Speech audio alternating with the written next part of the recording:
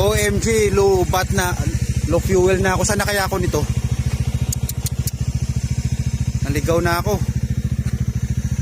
Yan, wala ka ano dito. Sana kaya to?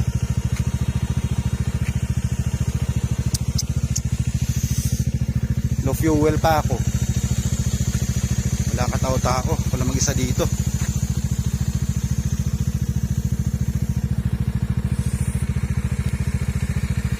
Sana kaya to? Ako na dumiretso siguro. Puro na lang palayan ang napuntahan ko ah. Napunta ko ng alas 2 ng umaga. Diretso muna ako. Baka doon sa dulo meron ako mapagasan.